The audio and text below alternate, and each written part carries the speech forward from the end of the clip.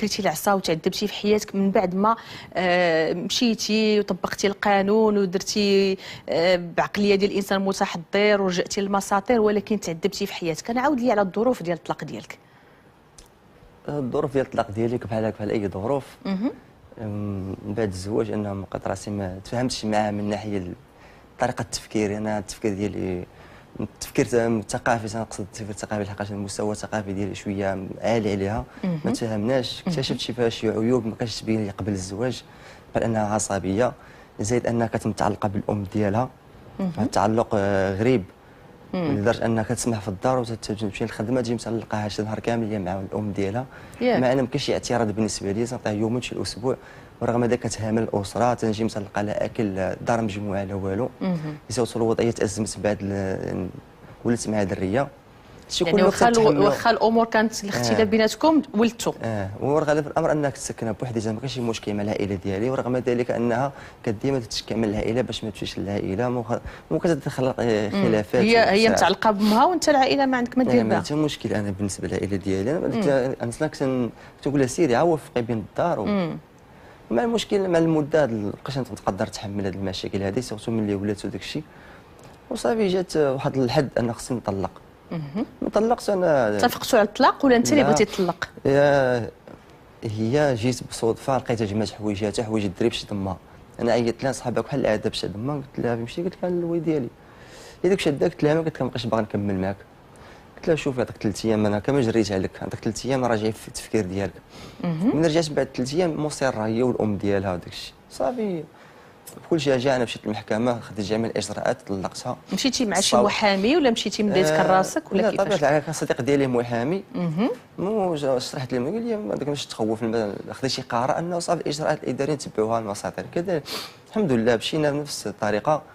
داكشي اللي خرجت للمحكمه عطيته ليها لحد الساعه الامور بخير. واخا منين خرجت لك المحكمه كنتي راضي على النفقه اللي تعطات للبنت، على الحقوق ديال الزوجه ديالك، كنتي راضي على هذه المسائل كلها ولا كان عندك شي تحفظ؟ كنت واخا ان شويه داكشي كان شويه قاس عليا، ولكن كنت راضي لحقاش تنقول الراحه ديال الدماغ ديالي ما عندها ثمن. تشريها بالفلوس. تقلب على الراحه ديال الطمانينه ديال النفس ديالي. ما كنتش باغي نطلق لحقاش كانت البنت ديالي هي اللي كانت العائق، ولكن ملي انك المعامله الحاضره كنتعامل معها ومعامله اسلاميه، هي كتصابر كنوع من الضعف، وكتصابر كنوع انها غالباني، سيرتو انها ديك الفتره ديال ظهرت مدونه الاسره وكانت فاهمه واحد الفهم خاطئ، لان مدونه الاسره جاءت في صالح المراه دون الرجل. بحال اش كانت فاهمه هي؟ شنو تيسحب لها غادي؟ هذا هو بالمسائل اللي جيت نتكلم فيها. هذا المسائل في وسائل الاعلام، نهار بات المدونه الاسره ما وضحوش للمجتمع والراي العام شنو هي المدونه الاسره وعلاش جبنا بها. هذا بقيت نصبر اليوم لغد واحد الدرجه ما بقيتش نقدر نتحمل الصبر. صافي زاد اكدت اللي زاد ان نتشبت بالراي ديالي. انا جيت بدون سبب بدون خلاف، بقيت جمعت حوايجاتها مشات لدارهم وجات مع رمضان، قالت لي سير انت دوز رمضان في داركم وندوز رمضان في دارنا حتى يفوت رمضان ونتلاقاو نتفاهموا. قلت للام ديالها كيفاش الهضره بحال هي واش علاقه غير شرعيه ولا علاقه زوجيه؟ قالت لي بيناتكم شغلكم هذا. اش من نوع ديال الطلاق اللي لجأتوا ليه؟ نطلق طلاق رجعي، ديال الطلاق رجعي على اساس انه ربما تصلح ولا شي حاجه. انت كنتي مشبت بمراتك وبنتك؟ اكيد انا كنت لحقاش انا عندي واحد الطبع اجتماعي، تنبغي الاسره، تنبغي الاطفال، تنبغي هذا. انا كنت متشبت بها، واخا رغم المشاكل اللي وقعت بيناتنا رغم انا مصر ان الحجوج الدريه ما بغاتش تكون ضحيه، وهي ما تفهمش هذه المسائل، اعتبرته هو ضعف، اعتبرته انها غلبانه، اعتبرته انه مدونه في صفها، اعتبرته ربما انه ما كنتش قادر ماديا نطلقها، مجموعه الاعتبارات كانت حاطها في الدماغ ديالها. لكن انا تنفكر المصلحه ديالي هي فوق اعتبارنا نوصلوا لواحد الدرجه. بزاف الرجال شدوا كريدي وباش يطلقوا عيالاتهم، شراو راحتهم كما قلتي. انا واحد منهم. الحمد لله دخلت الاجراءات الاداريه للمحكمه، داكشي اللي خرجوه لي اديته بكل ارتياح لحد الساعه الامور بخير. من بعد دري كتبقى صغيره، مره تعطيها ليا، مره خرجت لي المحكمه نشوف مره في الاسبوع. صله الرحم. صله الرحم. دري كانت صغيره كتعطيها ليا، مره ما عطاهاش ليا، كانت شي خلافات تمشي نجيب نعاون. هي بغاتني تفرض كل اسبوع نمشي نعاون قضائي، نخلص في المحكمه المصاريف ديال العون، اجراءات باش تبقى شويه بنتي. ودا بزاف عليا. الدريه بدات تكبر، بدات المشاكل، بقات تهضر وداك الشيء.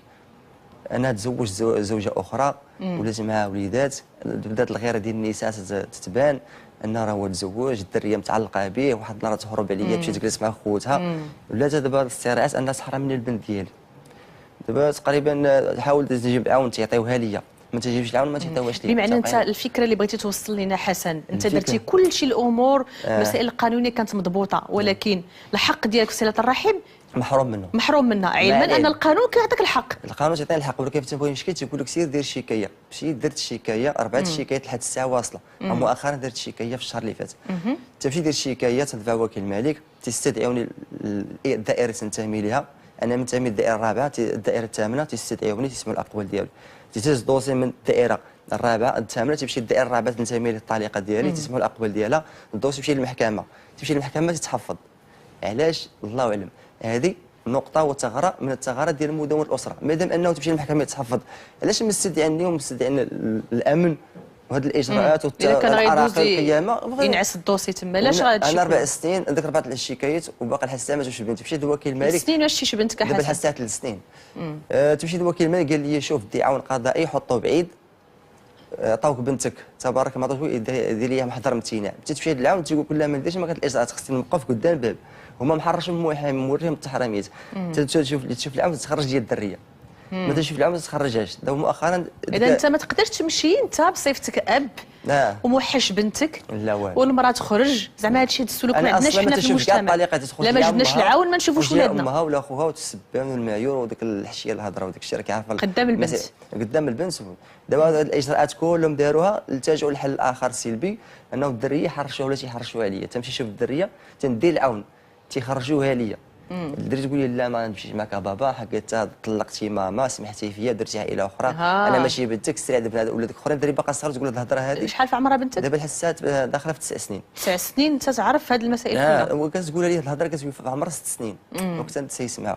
دابا الدريه باش في 6 سنين تقول الهضره اذا راه محرشه. دابا العون القضائي تيشوف هذيك المسائل تيقول لك ما نقدرش انا نمشي ندي الدريه هي ما بغاتكش نمشي نديها بزز تفرض عليا هذاك الشيء انا ما نقدرش. اذا دابا درت جميع المسائل القانونيه. هادشي علاش قلتي باللي القانون وكلك العصا. مشيت للمحكمه درت مشيت عطيت النفقه ما تمشيش بنتي.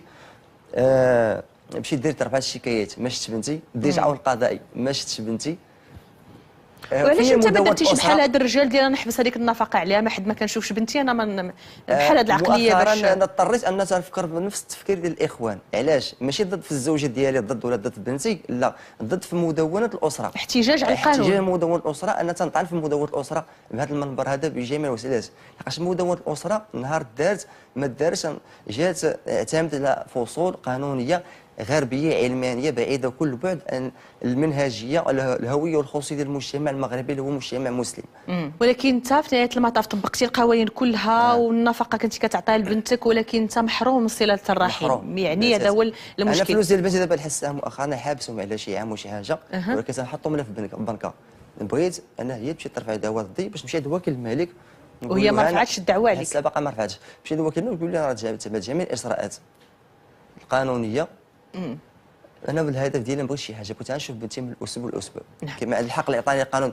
دابا حتى هي اصلا تتساهم انها تخترق القانون، لحقاش في الطلاق النهائي تيقولوا ان الام لها الحضانه والاب له مره في الاسبوع ان يرى بنته على اساس انها تبيت عند المحضون. طيب شكرا لك بزاف السي حسن على